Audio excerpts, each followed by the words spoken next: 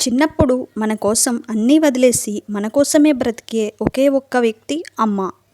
మన ఏడుపుకి మొదటిగా పరిగెత్తేది, మన సంతోషంలో నవ్వింది, మన కష్టాల్లో నిలిచింది. కానీ మనం పెద్దయ్యాక అదే అమ్మను మన జీవితంలో ఎక్కడో వెనుక పెట్టేస్తున్నాం.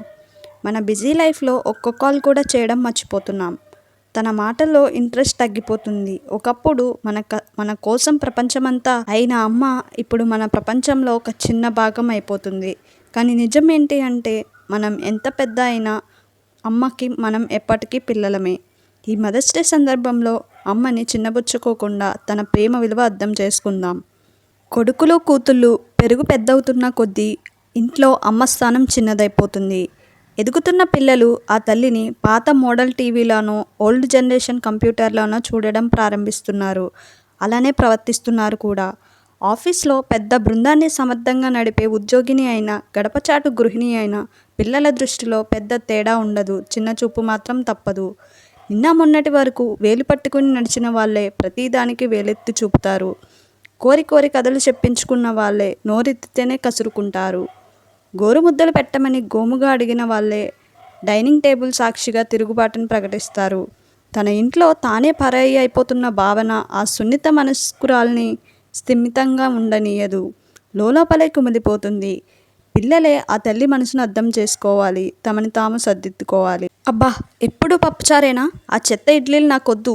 ఏంటి మమ్మీ, బిర్యానీ పులిహారలా ఉంది. ఆ సీరియస్ ఆపేసి 4 ఫుడ్ ఛానల్స్ చూడొచ్చుగా, కొత్త వంటలు తెలుస్తాయి. ఇంత ఏకపక్షమైన దాడి రాజకీయాల్లోనూ ఉండదు. 4 రుచులు తెలిసేసరికి నాలుకకు ఎక్కడలేని గర్వం వచ్చేస్తుంది. అప్పటి వరకు లొట్టలేస్తూ తిన్న భోజనం హఠాత్తుగా చేదెక్కిపోతుంది. అన్నం విషయంలో అమ్మను ముద్దాయిగా నిలబెట్టే పిల్లలకు ఓ సూటి ప్రశ్న.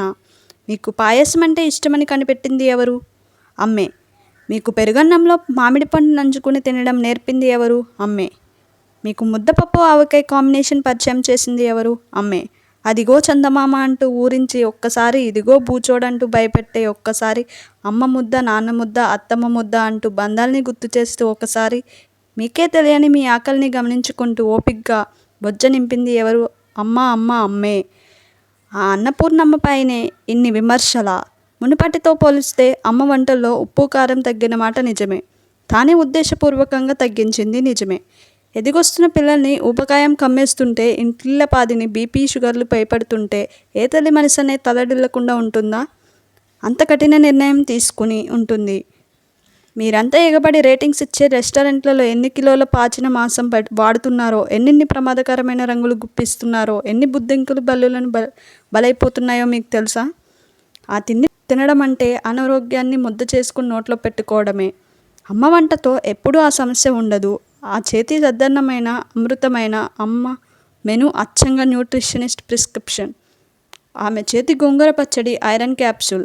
ఆమె వండిన బీట్రూట్ కర్రీ రక్తహీనతకు ఔషధం. ఆమె ముక్కుతో కాచే మజ్జిగ పులుసు పక్కా ప్రొబయోటిక్. పెరట్లో పండించే కొత్తిమీర, కరివేపాకు 100% ఆర్గానిక్. మీ ఆరోగ్యం అమ్మ బాధ్యత అయినప్పుడు అమ్మకు సహకరించడం మీ బాధ్యత. ఓ కిలో పెరగవు తగ్గావు. నీ గ్లామర్ రహస్యం చెప్పొచ్చుగా అంటూ ఫ్రెండ్స్ ఆకాశాన్ని ఎత్తేసినప్పుడు మనసులోని మురిసిపోవడం కాదు, అందరి ముందు అమ్మకు థ్యాంక్స్ చెప్పాలి. దాంతోపాటు సారీ కూడా.